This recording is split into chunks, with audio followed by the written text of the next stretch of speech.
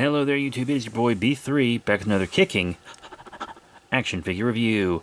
We've been reviewing a lot of Ultra Kaiju recently, and I want to show you another one that I got at the Ranger Stop and Pop convention. Funny story about this one. I know some people don't like hearing the stories of how I got figures, but most people seem to, because I often have gotten comments saying, "Where'd you get this? How much was it?" It's $25, which I got at a convention booth, and I looked at eBay before this review. That's about exactly what it would cost with shipping from eBay anyway. It's like, oh, they didn't ship it, it should be cheaper. Nah. I mean, it was for a local business. Like, the convention is actually farther from me than the business that made the booth that sold me this. The convention was an hour and a half away, and the store that this was from is 45 minutes away. That makes me very happy. Plus, I don't mind paying a little more for small businesses, you know? Especially with this guy who's in such great condition. He looks like he's never been played with. This is definitely in a adult's collection. But yeah, this is the Ultra 500 series, I believe. And the Ultra 500 series, Dino-Tank, was number 64. Yeah, the Ultra Monster 500 series was number 64 for Dino-Tank.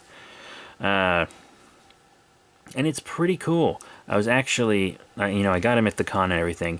But also, I was like talking to a friend who's kind of getting into kaiju, but she loves dinos. So I was like, here's a crazy dino you'll love, or a crazy kaiju you'll love, Dino-Tank. And we were talking about it, and then I went to the booth and Dino-Tank was there. And I was like, oh, well, this is fate. I have to get this Dino-Tank. And so I did. I believe he originally appeared in Ultra 7, and he's very, very cool.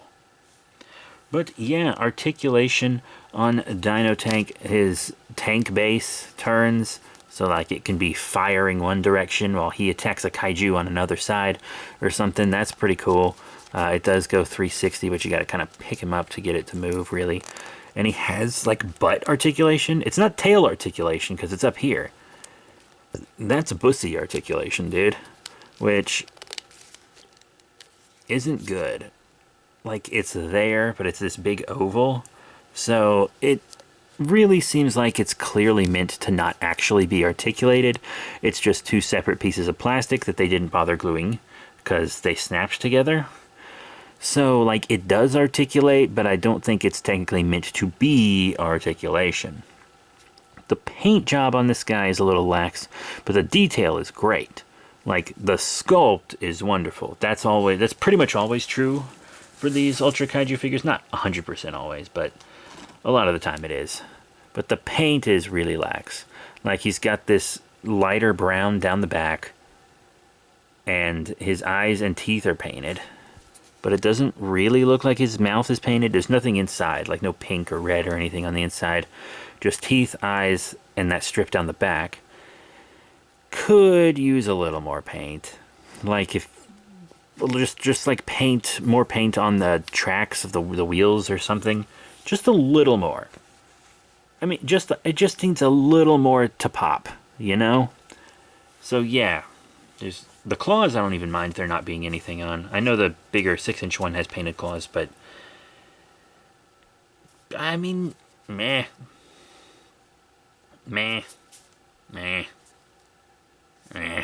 He just needs more paint, I feel like. That's it. Articulation I can live with. The sculpt is good, but give me more paint. I don't have the tag to show you. Sorry. Once again, I got him secondhand, no tag. But I can show you plenty of size comparisons.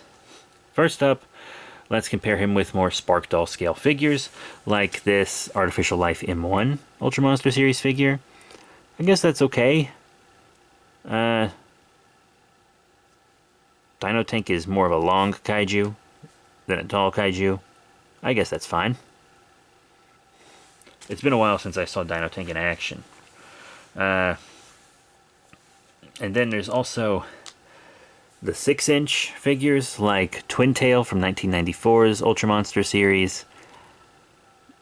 Seems like Twin Tail's too big, but we knew we kind of would be, right?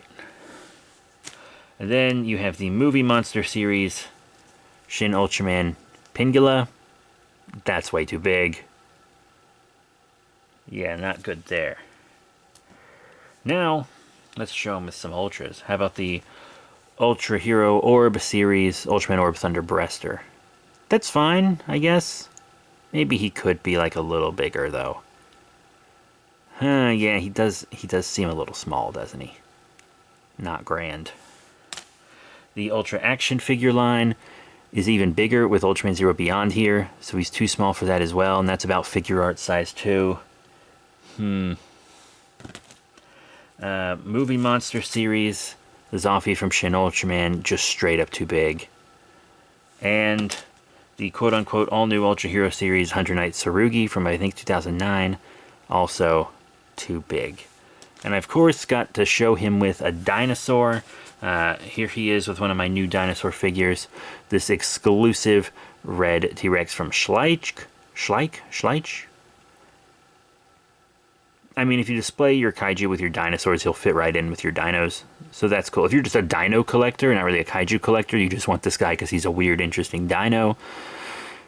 There you go. They kiss. Okay. Anyhow. Final thoughts. He's alright. If you're a big dino-tank fan, maybe go for the bigger 6-inch one. That'll probably cost you more, and it'll take up more room in your collection, but it will be a little nicer. His articulation's fine, his sculpt is great, but he could use more paint, and he is a little small. But I'm happy I got him, just to have Dino-Tank and support a local small business. So that's it. Thank you all very much for your support. Remember to rate, comment, subscribe. Check out all the cool links in the description below, Facebook, Twitter, etc. And I'll be seeing you all next time. Bye for now.